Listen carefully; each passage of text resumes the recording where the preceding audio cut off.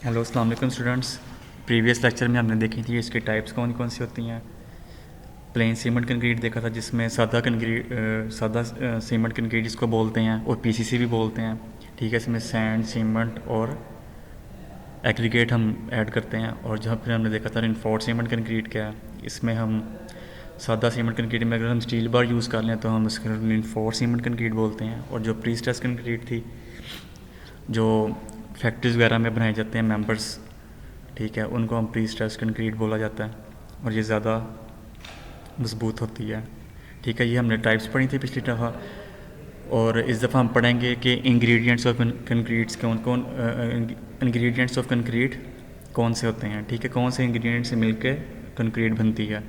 सबसे पहला इंग्रेडिएंट है वो है सीमेंट।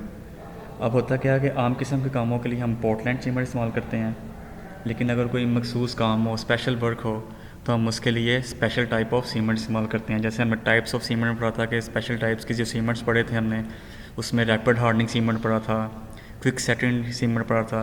तो ये क्या है, ये स्पेशल सीमेंट है। ठीक है, ये अगर कभी जहाँ पर अगर जल्दी सेट होना हो तो हम उस वो वाला सीमेंट हम इस्तेमाल कर लेते हैं। ठीक है, इस बात का मतलब ये था। ठीक है, जिस भी किस्म का सीमेंट इस्तेमाल किया जाए वो ताज़ा होना चाहिए और मुकर्रदा तसरीहात के मुताबिक होना चाहिए।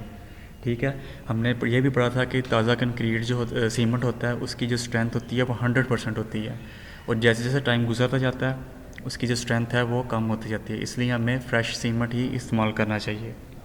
ठीक है, उसके बाद है कि क्योंकि अब इसको जब स्टोर करना है तो ऐसी जगह पर स्टोर किया जाए जहाँ पर नमी वगैरह ना हो, क्योंकि सीमेंट की सलाहियत होती है कि वो जो है वाटर को अब्जॉर्ब करता है, नमी को अब्जॉर्ब कर लेता है।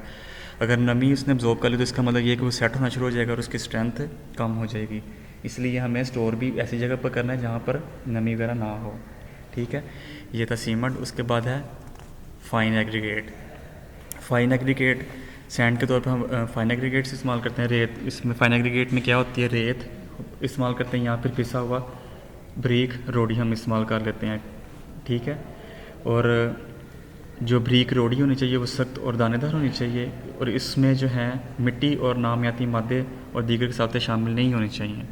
ठीक है, ब्रीक रोडी को जो हमारे स्पेसिफिकेशन है उसके मुताबिक होना चाहिए। इसमें ना दीगर कसावतें होनी चाहिए, ना इसमें नामियाती मादे वगैरह होनी चाहिए। अगर ये होंगे तो उससे हमारी जो कंक्रीट है वो मजबूत नहीं होगी।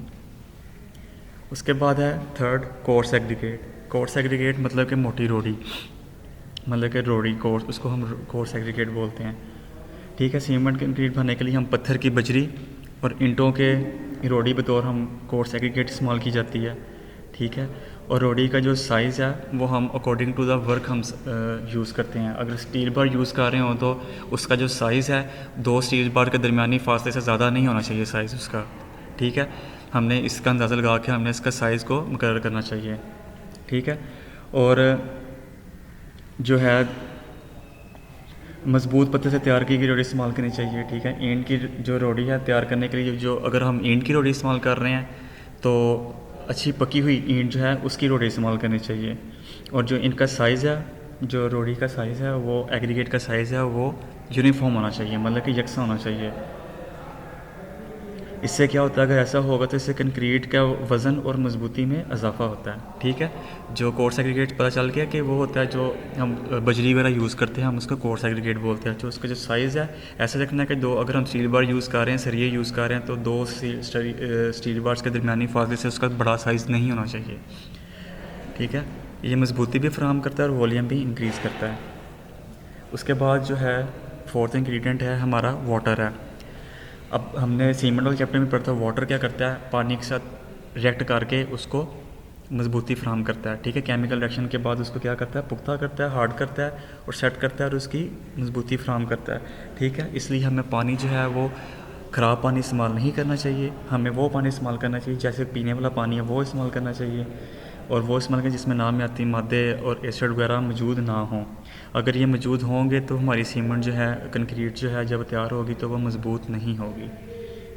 उसके बाद है रिइंफोर्समेंट, मतलब कि स्टील बार्स।